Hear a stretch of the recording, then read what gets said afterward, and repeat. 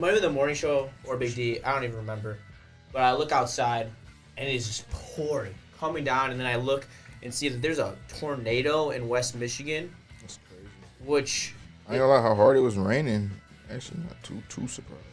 nah, I wasn't surprised at all to hear that because there are so many, like, it's crazy how much climate change has really affected, like, the weather.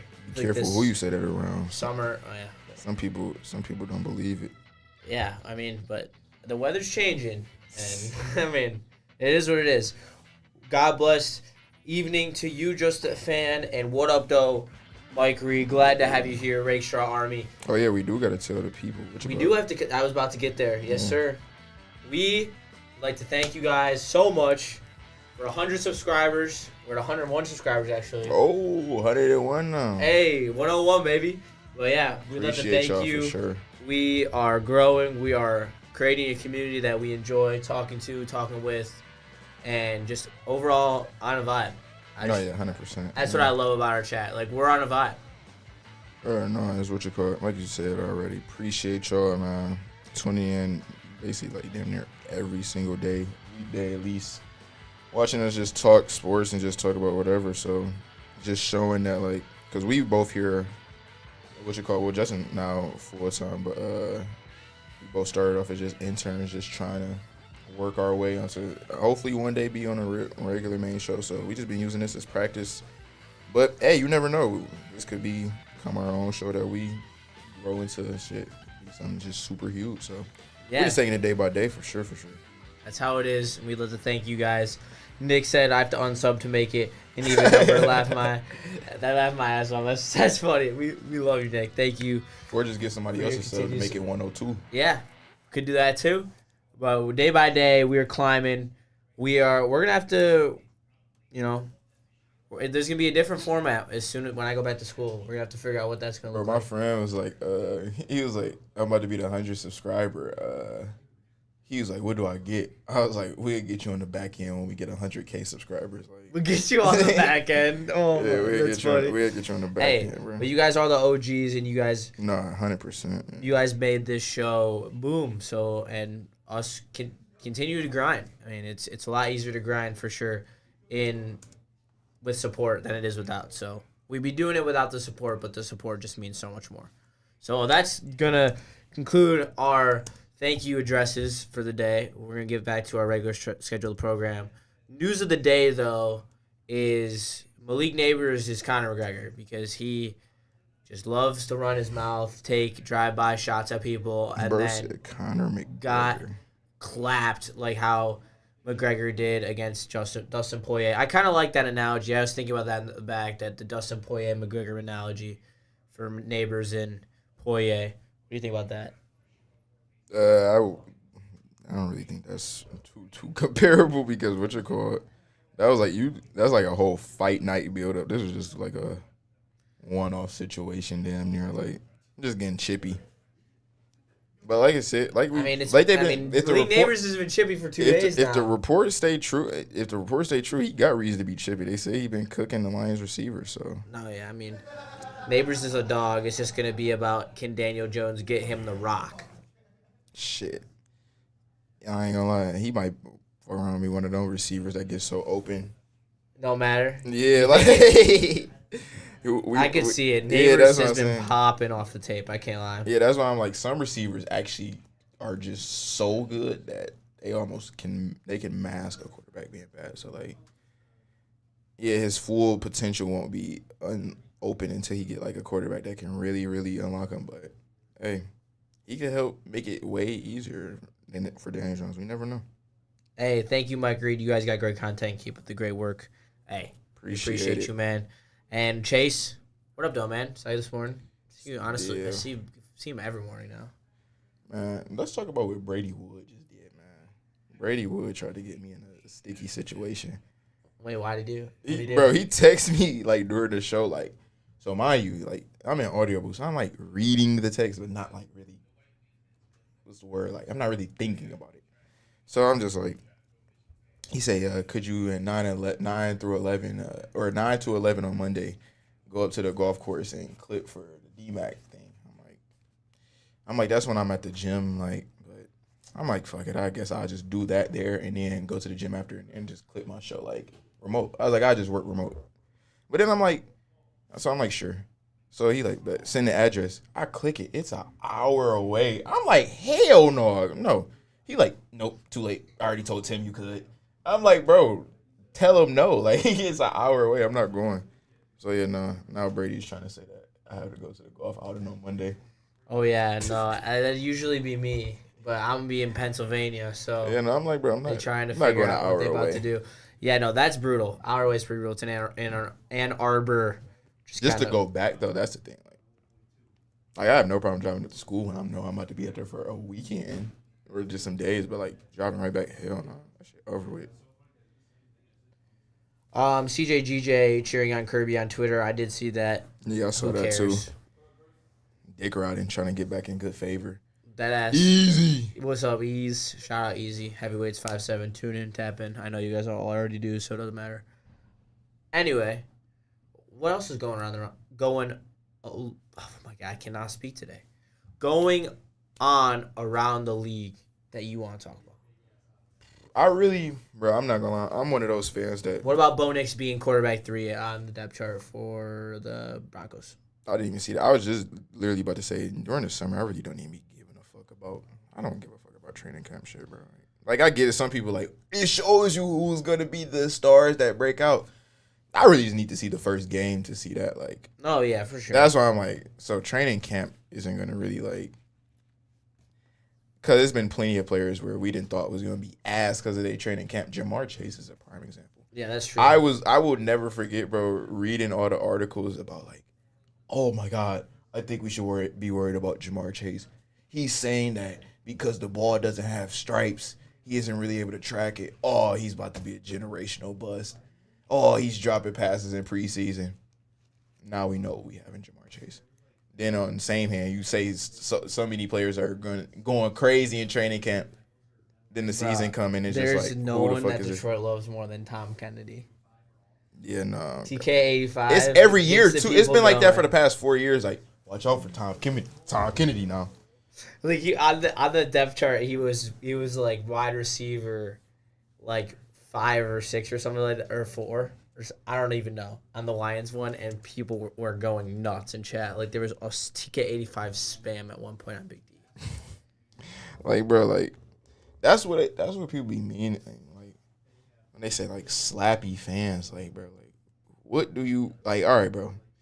Even if Tom Kennedy is looking good in training camp, where is his spot on this team? Like, where do you see him fit in? Like, it ain't enough space for every single person on this roster to be good. And that's what I try to explain to people. Like, bro, it's fair to it. It's okay to admit that some players just on this roster just aren't good or just, like, aren't as good. Like, not every player is just going to be, like, we're not going to have all of my Raz, all of Panay Sulas. Like, there's just going to be some, like, there's just going to be some weak links. Like, call it what it is.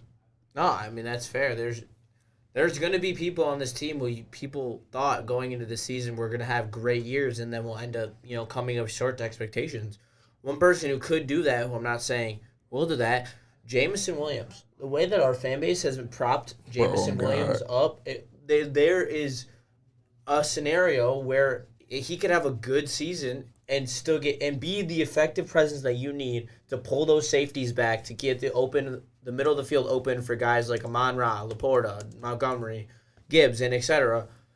Even if he just does that and has, let's say 700 yards, because everyone wants to say like 800 is where the good season is. 700 yards, 7 touchdowns, 200 yards rushing, almost 1,000 yards all-purpose. Like, that's a good season for him. Like, this offense is going to be electric. Like, there's not going to be every single guy who gets 1,000 yards. No, yeah, definitely. It's just like, I don't even, like, I'm trying to find out, like, a way to explain it. Like, to be a great team, you don't need everybody doing everything. Like, if that's, I guess that's the way. D-Mac said it perfectly. Like, when I thought about the debate he was having with Flannel Sam about if he was in the Hall of Fame or not, or should be a Hall of Fame or not. He said, like, for your team to really go, like, some people just have to do, like, their job, right? Like, so some people just gonna come in like Brock Wright. You're gonna have to come in at tight end and just be there to just be a good run blocker. You may not catch too many passes. You may not get the love in the pass game that Laporta gonna get, but we're gonna still need you as a player to come in and run block. Like Sione Vaki, yeah, you're probably gonna be a multifunctional tool player who's you're not gonna really have one defined position, but you're gonna have to do a little bit of everything, and we're gonna need you to do that little bit of everything. It's not gonna really equate to crazy stats. It's not gonna really equate to crazy recognition amongst the national media. But if you want to be a part of a winning culture, you gotta fall in line and understand that, like, yeah, my stats probably not gonna go as crazy. And then it's like fans, on the other hand, gotta understand that, like, yeah, this player's stats don't show his importance, but watching the game, I can see why he's so important to our team. So I would just say that's really what the fans should more so look for, instead of being so, I guess, greedy for big stat years for certain players. Yeah, no, I couldn't agree with you more. And are you gonna watch the Bears Hard Knocks? Comes out tonight. I usually always watch like the first episode of Hard Knocks, and I fall off. I only watched the only Hard Knocks I watched fully through was Lions and Raiders. But after like the second, third episode, I usually end up falling off. I tried to watch the Giants one, bro. A lot of people say it's good. I think I may have just been like too preoccupied with other shit, but it just like it never grasped my attention. Like it just never made me like, oh, I have to watch this. Like if it was on, I like looked at what they was talking about at the time, but like bro, it was one of the clips, bro. Daniel Jones came the first episode where they talked about Daniel Jones, and they showed like, I guess they tried to like set up his establishing shot of himself. It's just he has no aura. Like he just looked like he just looked like one of the training staff workers damn near. Like I'm like, yeah, no, I'm not watching that shit. Like, yeah, I can't lie. I've seen the clips. Some of them are cool with the prospects. It's the first time I think they've ever done that. I don't think they've ever not like, have they ever done that before with bringing the prospects in and like giving them like showing the interviews and stuff? No, they never, because they never had the Hard Knocks. Like that was not training camp, but like just off season. Oh, so this was the first time ever they showed like a team getting ready for their draft process, getting ready for all that type of shit. See, that didn't even pull me in for the Giants, and for a team like the Bears, who I could not care less about other than knowing them on the field. I just can't imagine that I'm going to be excited to watch that. You know what I'm saying? You know, that's why I'm like, I think it would have probably been way better if they were able to have a team like, shit, maybe I almost said the Commanders, but even thinking about that once it got all the way out. No. Oh, wait, you can't even have a new coach to be on Hard Knocks. I forgot it's stipulations. Yeah, I mean, there's stipulations. So, they'll get you. So I really don't know who they could have had on there. Yeah, I guess and then they're trying to also knock off the teams that haven't got it yet. Yeah, no, so I guess the Giants was the best option, but... All right, let's stop talking about Hard Knocks. Yeah, no, because I was about to say, I really don't care. Yeah, especially... Oh, yeah, let me send you this. I keep forgetting. All good. Ayuk, do you think he's going to be on the move? That's funny. That's one called, in an NFL Network interview, Christian McCaffrey just called Brandon Ayuk his former teammate and then quickly corrected himself. What do you think about that? Insider that's one of those. I was about to say that's one of those things that, like, do you want to look super far into it, or do you want to just go off like he been so used to like hearing all this trade talk surrounded about him, like he just like he's seeing all these things, like he's seeing like the Brandon Ayuk probably don't want to resign with them, and then he's seeing the 49ers probably don't want to resign. So Christian McCaffrey damn near himself might have got confused, like, is he even on my team anymore? Like, are we about to deal him? So I'm going to look at it 1 foot in, 1 foot out. You know what I'm saying? Like, I'm going to look at it as if he knows that he's already gone, but I'm also look at it from the sense that it's been so much going on around Brandon Ayuk name that Christian McCaffrey himself may have just been confused his damn self. Yeah. That makes sense, and I mean, I don't think Ayuk's at practice anyway, so how would he know? So, also, Kirby Joseph posted a black and white picture that said "Hit Bout It," or that the song "Hit Bout It." I follow Kirby Joseph on Instagram, bro, and a lot of times, like when I'm going through his story, him and J-Mo, when I'm going through their stories, bro, sometimes I'll think like, am I still watching one of my friends? But I'm like, oh shit, this is actually JMO or this is Kirby Joseph. But they'll be posting just like, they'll be posting shit like, bro, you're in the NFL, like you have an image. Like, all right, hold on. I actually got something to talk about because I just clipped for you for E&E, and I was kind of like appalled at one of the takes that I heard, and I can't believe that. I mean, you might have said something because I can't lie, I didn't like listen to the whole clip. what? But Braylon saying that this secondary is comparable to the Legion of Boom Oh, I didn't even hear him say that. is wild work. Like, I love Braylon, and I am someone to, talk down to Braylon in terms of football, like my football knowledge. But I don't even know what that is on. I don't even know how you can entertain that.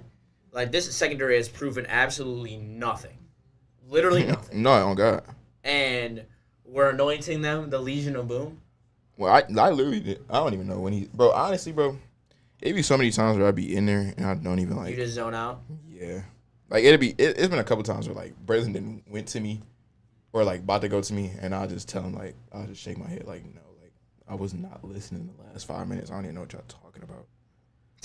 Like, No, yeah. I mean, they'll call me when I'm, like, clearly, like, editing something sometimes on Woo, and I'll be like, oh, my bad. I was editing. And they'll either just go to the next one or they'll tell me what's up if it's something that I desperately need to comment on. But it happens so often. no, it was one time Anson was talking. When I tell you, I zoned all the way out, bro. I literally, like, zoned so far out.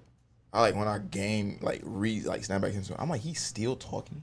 Like, what the fuck? That's how, like, because I don't even remember what we were talking about, bro. All right, here's the clip. Here's where the situation starts. In the team that we are now, the defense that we are now, the secondary that we are now, we want to compare it to maybe the early onslaughts of the Legion of Boom in the sense that when they were young, when they were first coming up, they couldn't take any stuff. They said that. All right, he goes on to no, say that because they're scrappy, but I mean, the way he said it, then that's fair then. I'm thinking he said they're like the Legion of Boom. That's a fair, because he said a young Legion of Boom, like they're the onslaught. But even comparing the young Legion of Boom, like that's different. Like, how? They were in their early years, like their first years that they like all came together. They were already pretty damn electric and were a pretty good defense. You can't even say that until they've actually played a snap. I wouldn't even, because you can't annoy, like, no, they weren't as much all. as you want Richard to. Sherman and was still coming along a little. It just was Brandon Browner was such a dominant force, and then they had it was more so Brandon Browner and Cam Chancellor was those dominant forces, and then you see Earl Thomas being a great force coming along, and you see Richard Sherman coming along. So it's like, I can see that. Brandon Browner is one of, like, my most, like, underrated cornerbacks of all time. Brandon Browner was, like, what, 6'3", 6'4", playing lockdown corner. That was crazy.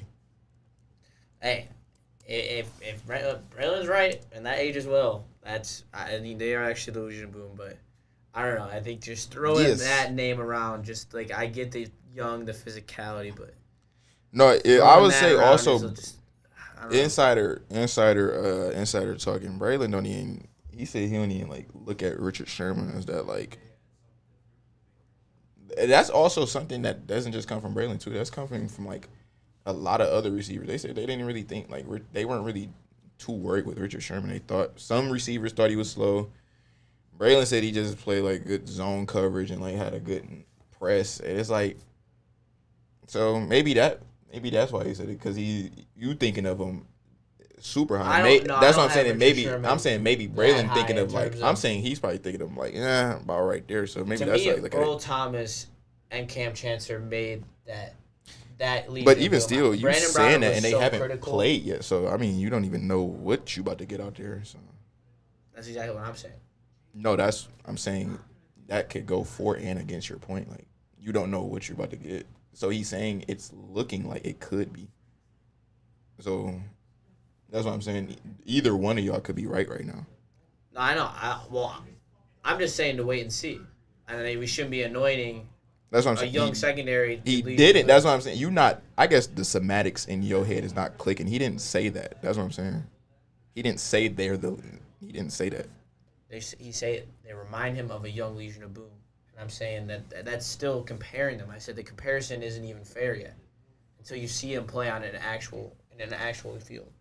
So what the fuck would a fair comparison to be to nobody that has played yet? Like, that's what I'm saying. They haven't played. He didn't say they're gonna be the Legion of Boom. He said with the young pieces they have, they could be compared to it with.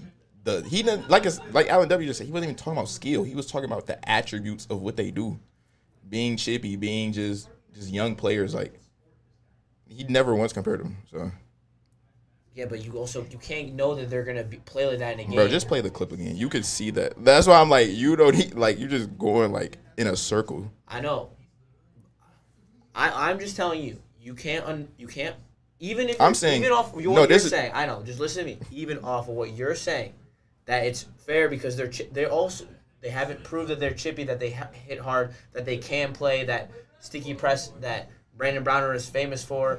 Like, there's no proof that they can do that in an actual game yet. So like the comparison is like not it for me. I don't like the comparison. I don't think you can make the comparison. He never said anything about them in game. He's just talking about the little intangible, like the chippiness, just the little shit that he sees in them. He said they could be compared to a younger. That's why I keep saying too. Like, he didn't even say like at their peak of winning Super Bowls and shit. He said when they were first starting out, like when Richard Sherman was doing shit like saying fucking goddamn, if he Megatron, then I'm Optimus Prime. He's talking about that young team. They still getting cooked and shit. Like, but you could see potential. Like, he never once said. That's what I'm saying. Like, if you play it, if you really listen to what he said, he never once like even really.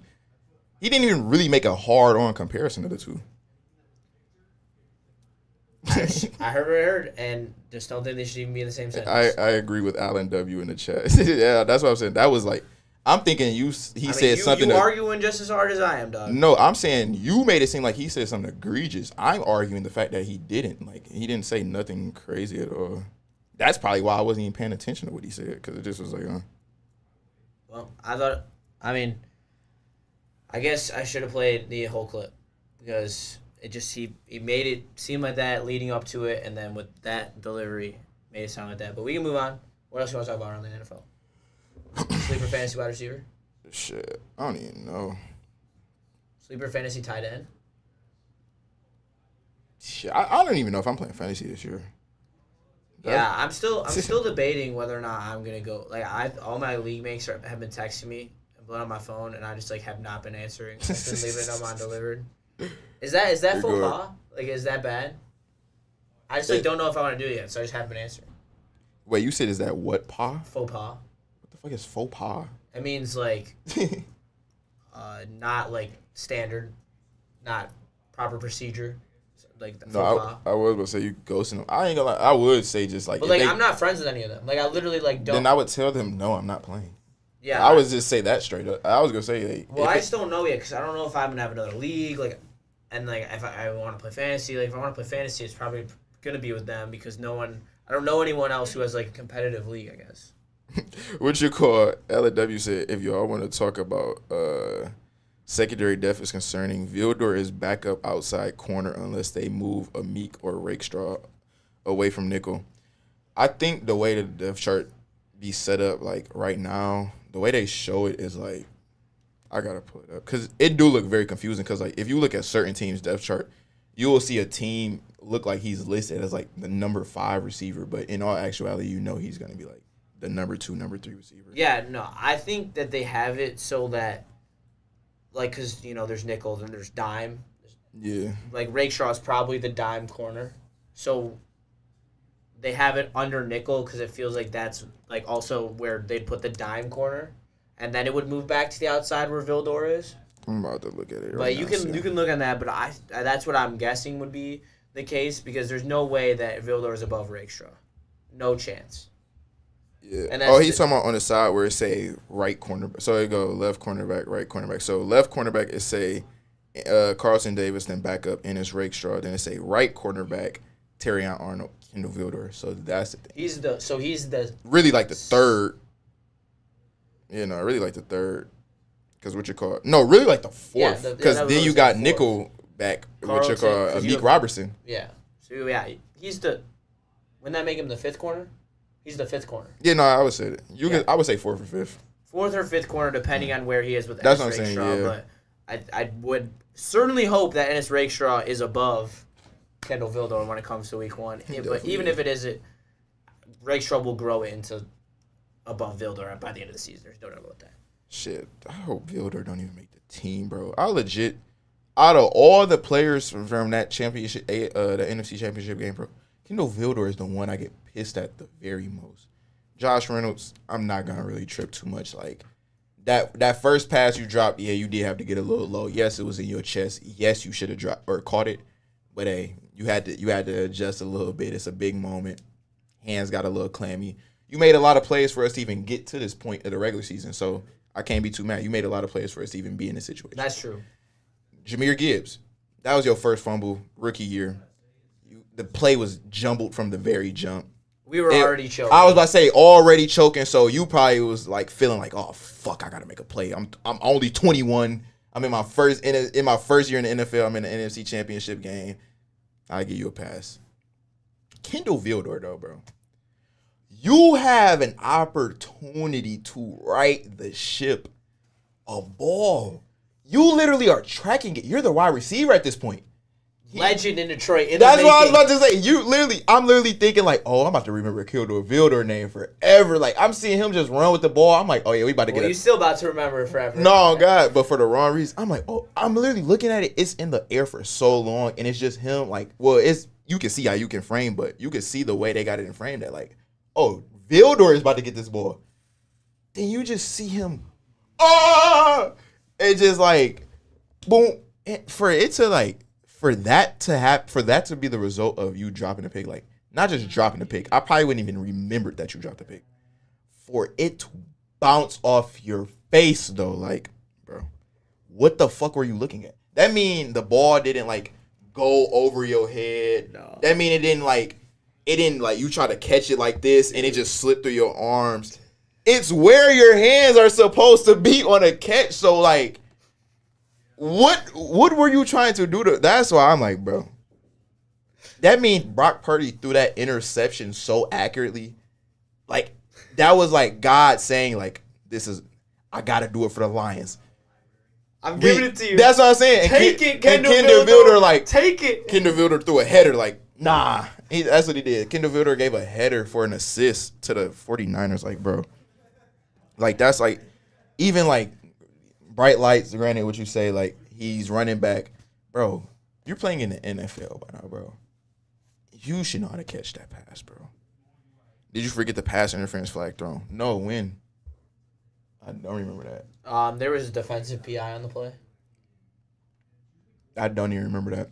I think I was just so pissed that I just saw that. But even if it was defensive... No, that's what it was. I did see them throw a flag on the play, but I got so pissed when that happened. I didn't even hear what they called. It was defensive PI, and yeah, that's relevant, but also, like, that would have been so much different. I would have been able to digest that way more. No, and it wouldn't have been such a blow to the Lions, like psyche. Like if they would have just...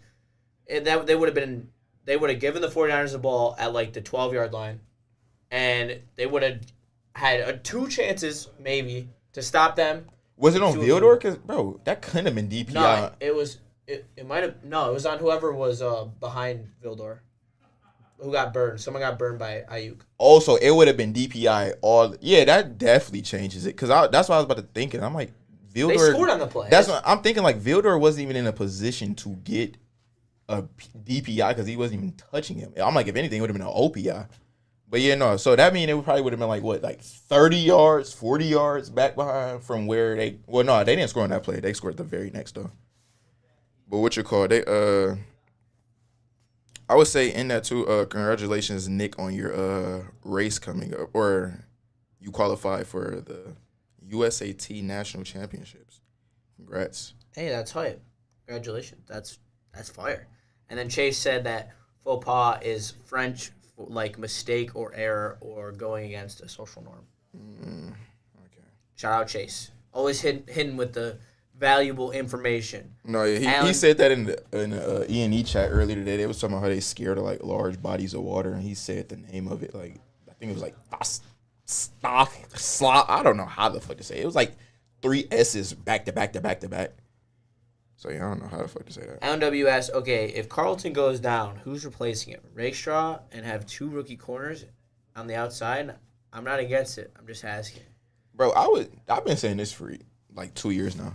Our best remedy to the lack of passing or pass coverage, or I guess DBs, bro, corners are not corners. Wide receivers are even too good today, bro. So no matter how good of a corner you got out there, you damn near still got to be clinched up. I would say the best remedy to that, get a dog-ass pass rush, bro. Yes. No quarterback can throw. Bring Matthew Judon home. No quarterback can throw under. Look at any quarterback from top to bottom. Every quarterback under pressure number just dropped dramatically. So I've been saying for years and years, like if you don't got good corners, you need a great front four. If you don't have a great front four, you need some dog ass coverage linebackers and some dog ass corners. But I would say in those 2 options, I would much rather prefer a dog ass front four, because it's like if you get that pass rush, bro, even if your corner got burnt, if the pass rush get there quick enough, the quarterback not even gonna know. But if you got a quarterback who just me and my granddad were watching the Seahawks game, and granted, my granddad, he knows sports, but he's about to be 80-some years old, so he's not really keeping up like how we are. So he's seeing Geno Smith. Peace out, Greg. Thanks for pulling up. This is great. He's seeing Geno Smith throwing that Seahawks game. He like, I don't know much about this quarterback, but he was like, I'm going to figure he's going to keep looking great against us if we just keep giving him all day to throw. He's like, any quarterback is going to look great again when you got all day to throw. And I'm like, exactly. Like, you need to get, even if you're not getting sacks, get some type of pressure in his face. Get some type of like, make him think. Yeah, I did too. That's why I was like a Chop Robinson fan. That's why I just was like, yeah, I wanted Dallas Turner. Yeah, I knew that probably was out of the cards. I know, but if we were going to trade up, we did trade up for Arnold, but I thought if we were going to trade up, we were going to trade up for Dallas. Even if you got Sutton, Jacobs, Vilder as your CBs, yes. If you have like Aiden Hutchinson and then like, say even, fuck it, we're not even going to throw in a super hypothetical. We'll throw in a slight hypothetical. Matthew Judon. Not even that. Not even good. Giannis Ngakoue. No, I'm saying when I say I'm keeping it homebred. If James Houston was able to be on the other side, how he was that 8 sacks in 8 games, but he was able to produce even like close to that throughout a whole season, and he's on the other side of Aiden Hutchinson, bro, I promise we probably think of our pass coverage a little bit differently. Yeah, no, it's fair. We looking at it from a sense that quarterbacks are, if they doing a quick drop, our corners are they not able to really press up, so they off. So now quarterbacks are able to eat us up off the quick drop. Now we're like, oh fuck, we gotta go up. Now quarterbacks are having long enough to just think and let some route open up that like, oh damn, now we can't really just be pressed up because now we about to have to check all day long. So it's like, if you got a guard for over 3 seconds as a corner, it's over with. Cooked. Yeah, it's over with. Receivers are just too good these days. That's what I'm saying. Like receivers are too good, but I think like that's why I think the best remedy for that is if you just got like a pass rush that just get there like quarterback not even really thinking. Like we saw that Bucks Chiefs, prime example, Super Bowl. Granted, they had linemen that were out, but the fact that Patrick Mahomes every time he dropped back had to think about some type of pressure. Patrick Mahomes was. If you never watched football and you saw Patrick Mahomes playing that game, you're like, this is who y'all consider the greatest quarterback of all. This is who y'all consider great. But it's because that constant pressure was in his face. So it's just like. You see it all the time. Cam Newton Super Bowl with Von Miller and DeMarcus Ware. Yep, prime example. I mean, multiple Patriots Super Bowls. Like, you see how lethal a true edge duo can be. And it can completely win you games. And I firmly believe that. And that is the path to beating a quarterback like Patrick Mahomes. The only way. The only time. Reaction said he just sent something. It's my bad. He said he sent something to you, though. Oh, word. But the only thing that I forgot my train of thought. Go ahead. No, you were saying the only thing that, but no, I don't even know what you were saying. My bad. Because what he brought up, I damn near wanted to like know the answer to. That's why I read it. Wanted you to read that. Damn, this is actually pretty lit. Yeah, no, that's why I was like, I figured based off what he said, that would damn near be like some fun to look at. Yeah, it's about Goff's and contracts compared to Joe Burrow, Trevor Lawrence, Jordan Love, and I can't read it quick enough to break the entire thing down and get a full synopsis. But I mean, it's ammo for Neil. That's what it is. I mean, who's the quarterback they said we should pick? Yeah.